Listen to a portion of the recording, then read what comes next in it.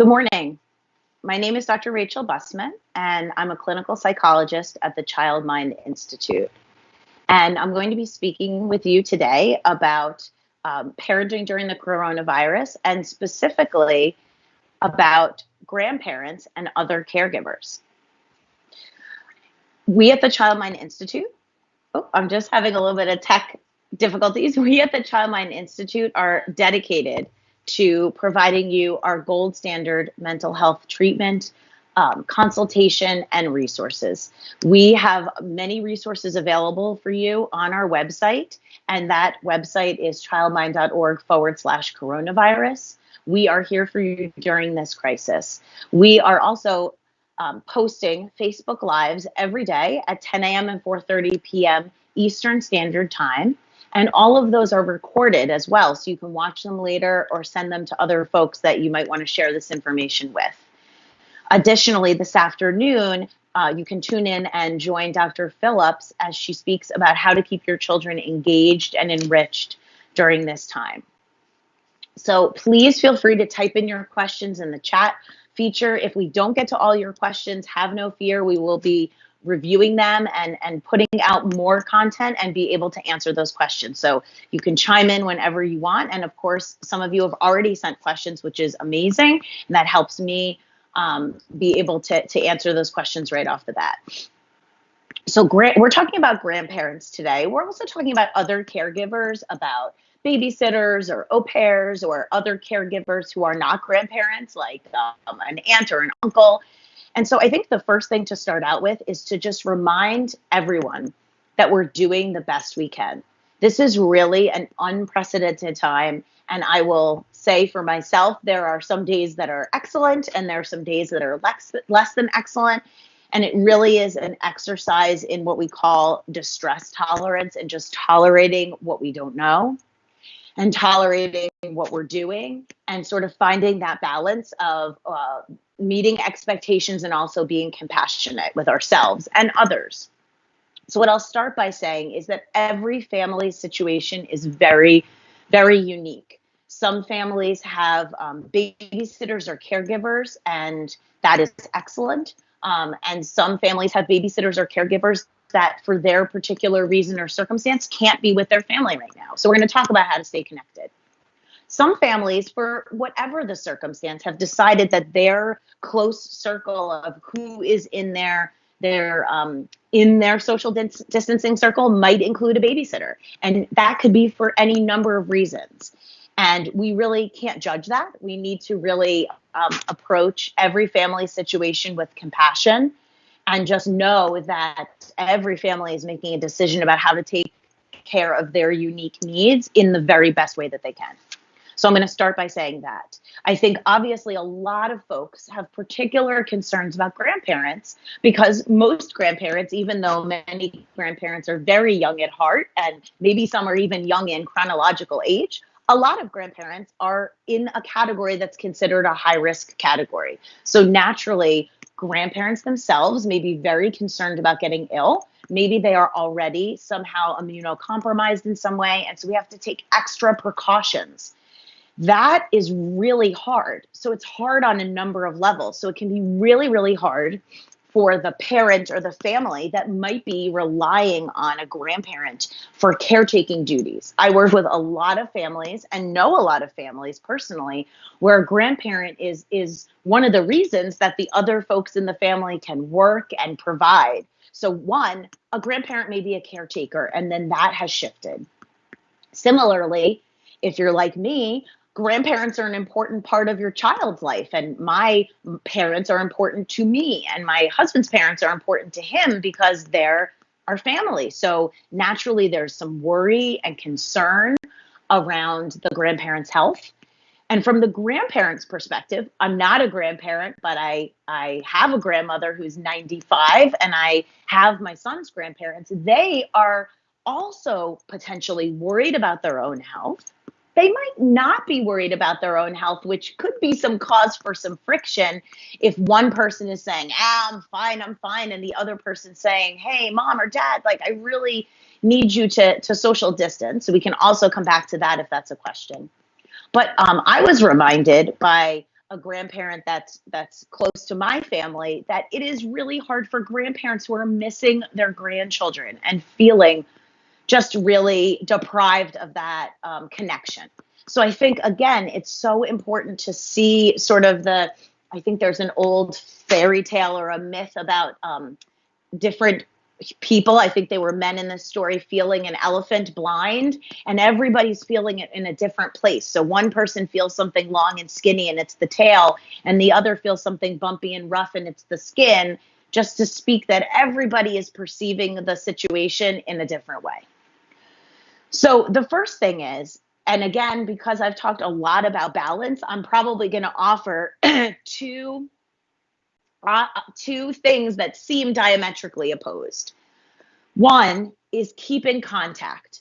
Grandparents love it. So I don't think that any grandparent that is excited to see your children is going to say, you know what, that art show you showed me, all those pictures, that story that your child read, that was super boring.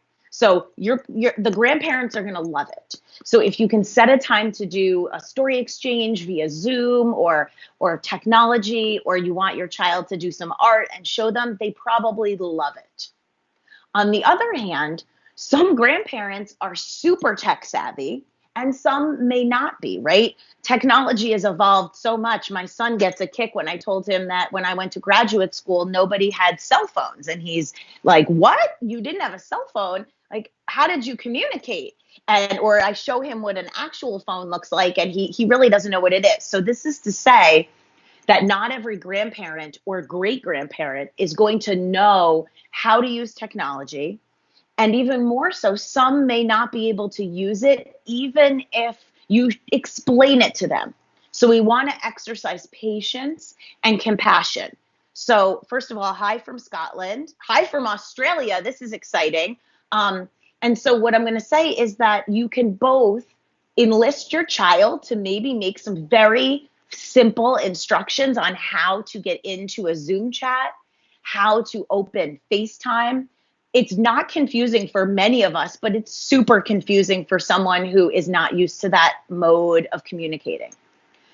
The other thing I will say is that that for those who really just can't manage technology. So my great grandmother, actually, she's 95 and she's doing really well right now, but we really just technology for any number of reasons, her hearing and also just the kind of bombardment of things to do just doesn't work for her. We actually purchased something for her birthday a while ago, and it was one of the best investments we ever made. It's called a Love Box. Now, this is something you could purchase, but you could probably make your own version of it for free. So the Love Box is actually where anyone in the family gets a code, and then they can send her from their phone. You have an app, the person, I have an app where I can send her a message. And then in her room, a little box lights up and she knows she has a message, and she opens the box and she reads it. And actually she could spin a little heart on the outside and it lets the sender know that she read it, but she doesn't have to communicate with us at all. She just gets a lot of messages. That's not an inexpensive gift, but you know what? You could probably do your own version of something for someone who maybe doesn't have tech savvy skills or has some functional limitations, right? If you live close, you could potentially drive over and put some letters at the end of the door. Or if you live close enough, you can put some pictures on the window, right? If you don't live close, you might be able to send a video that maybe a helper could help the grandparent or great grandparent watch. If they're in a nursing home or an assisted living home, I'm sure that someone could additionally assist. So I think it's important to both keep in contact and know that the likelihood of a grandparent or uncle or aunt or caregiver getting bored or unhappy with that level of contact is probably not the case. On the other hand, you could also remind yourself that your time of day as a child, so your child's time of day might not be the best time of day for the caregiver. So setting up some kind of schedule can be really helpful, or setting up some kind of plan to communicate around when to communicate, right? On the other hand, so I'm seeing a question come in, which is why I look distracted. So I'm going to look at it. I'm a parent coordinator from a school, I'm just going to say in New York. And we have grandparents that are trying to help their grandchildren with remote learning. I have a grandfather that calls me every morning asking for assistance with Google Classroom. So first of all, I'm feeling kind of a rush of emotions here, and I'm very touched by that. I remember fondly my grandfather helping me with math, because math, psychology, yes, math, no. So I think that's amazing. And as an educator, I mean, this person's writing in, so thank you. I'm sure you're approaching grandpa with compassion and leading with like, grandpa, can I call you grandpa? Thank you so much for doing this. I bet someone in IT can maybe make a visual schedule for like arrows of where to click. And remember, I also have a hard time with Google Classroom. So, but this is amazing and speaks to the fact that some grandparents are not just having entertaining moments with their grandchildren, but might actually be frontline caregivers. So any assistance is going to be super helpful to ease grandpa's anxiety, but also let him know, man, grandpa, like, you rock. I don't think you realize that you're going to be doing like a Google slideshow on motion, or helping with, Spanish homework. So that is awesome. The other thing that's coming up is my mom is great with it, but my dad isn't, and that is really hard. So I think that, we naturally all have our skill sets, right? And some of us as parents have skill sets. So in my house, sometimes it's kind of a joke that one of us is good at one thing and one is another. And it's taken very in a lighthearted fashion. And we all know my husband isn't the greatest speller, but if you're going to eat a meal, he's the one who cooks it, right? Because he's an amazing chef. Sometimes you have someone who feels maybe grandpa feels kind of left out, or maybe a little defensive, like, I know what to do. Just let me give it a try. And that's where having one of these out of the moment conversations with your parents and saying, first of all, thank you for being here. I miss you so much. Either we see each other a lot or we don't see each other a lot. And this is even harder. Guys, I need you both. And mom, I'm really appreciating the help you're giving us with like setting up a Zoom time or reading a story, because maybe grandma remembers that if she's reading the story, she also has to turn the book so the kid can see it. But maybe grandpa forgets that, or maybe grandpa just isn't as patient. And so I think it's helpful to give a caregiver a job so that they know something that's important and welcome. So maybe grandpa is someone who always did a certain thing with a child. Let them keep doing that. And he doesn't have to be the one that sets up the technology, so to speak, right? The other thing I think that's really important is that kids in general, I mean, again, I can only speak for the kids. A lot of kids I work with and my own aren't always so great on wanting to have a call, wanting to have a phone call. They're in Zoom and they like get distracted by something over here. They start to like, this is what it looks like. They start to like fiddle. And then you as the parent might be like, Nanny and Poppy were like ready to talk to you, and now you're not interested. Remember, if your child is learning remotely, they're probably on a screen in some way or have a million things to do every day. So I think know your child and know their limits. And then that way you can set expectations with grandma and grandpa. Or again, I'm saying grandma and grandpa, it could be Aunt Susie or the babysitter, and say, look, guys, just as a reminder, I know we look fabulous and it looks like we got dressed today, but it was a little hairy a little bit ago. So you know what I'd love to do? Jackson's actually kind of chilling out right now. I'm going to show you him. There he is. Say hi. But today it would be great. I have a couple things I can show you that he did at school today. Or I would love to share a story that he read to me earlier. He's not so interested in reading it again, but I'd love to share it with you. So I think that there are a lot of ways to make sure that people don't feel hurt or defensive. But on the other hand, take into account that, not every kid, especially babies or toddlers, those are the times that I think it can be really great for those little ones to take videos or to put, as parents, we again can some of us are more tech savvy than others, but maybe put on one of these websites like Shutterfly or Tiny Prints, put a little printed book together and let it ship to the grandparents so they get a picture, right?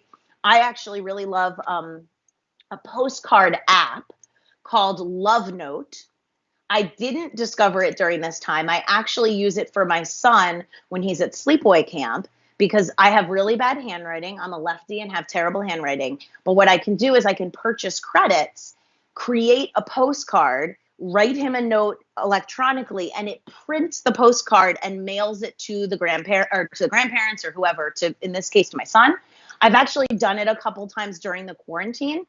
It does cost it costs some money. I'm sure you could search around and find, ones that are free. Someone else is saying we use a photo app called Tiny Beans. Only our family is on it and we can all comment. Thank you for that recommendation. Love it. So I think that those are all ways to stay connected. Another thing to keep in mind is let's just talk about babysitters for a second.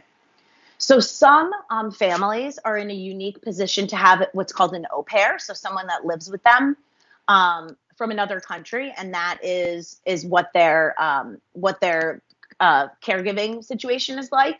I know that some families, their au pair has left abruptly to go back to the country that they originated from because for whatever reason they didn't feel as comfortable in this country. Their own country wanted them to come home. Some au pairs are still here. So just know that can be a really tricky situation, similar to, let's say, a babysitter. If the babysitter can't be there, if the question is, how do you tell your children or what do you tell your children? I think our advice we've been giving on childmind.org/coronavirus is really helpful, which is answer your children's questions, follow their leads, be honest. Right. And rather than just give a barrage of information, give them a little bit and see what they want to know. Some kids might say, I think they left because they didn't like our family. And then you can say, oh my goodness, I'm so glad we're talking about this. No, that's not the case at all. Or I know you really want Beth to come and babysit because she just lives down the street and she's there. And right now we're doing this thing called social distancing. And as soon as we plan to open our circle of social distancing, we will be having her come back, right? So it's different for every family and challenging for every family.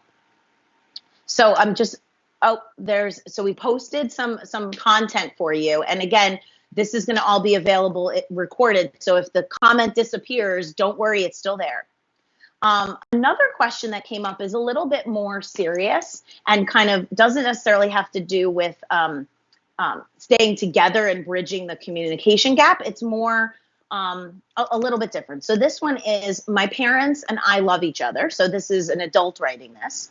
And they're crazy about my daughter, but we don't really disagree about her treatment and also her diagnosis. So they are not so keen on the diagnosis that she's been given, which is ADHD.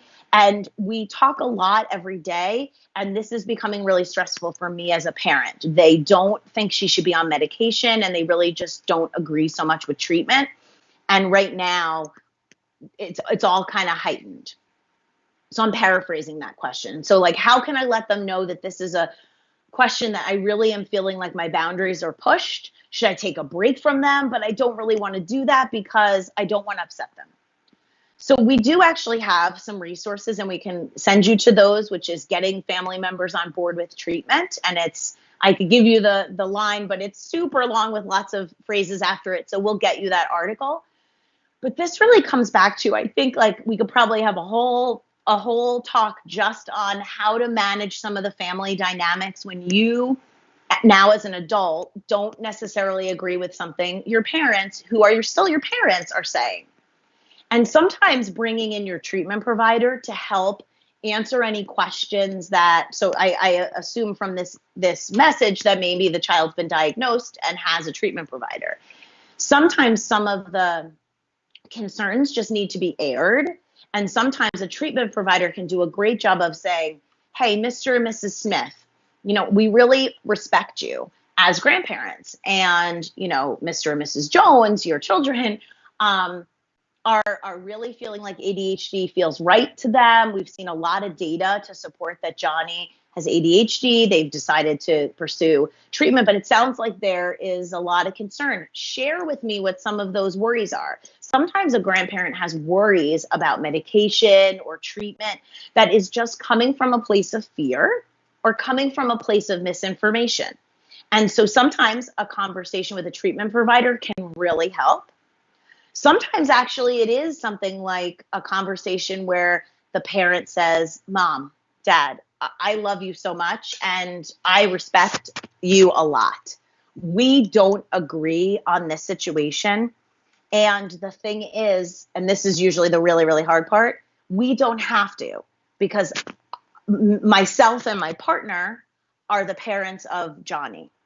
And so while we respect you and we love you, this is our choice. So, but we really want to keep seeing you right now. We really want to have these conversations about how Johnny's doing at school or how Susie's doing on her Zoom play dates, but we can't talk about this.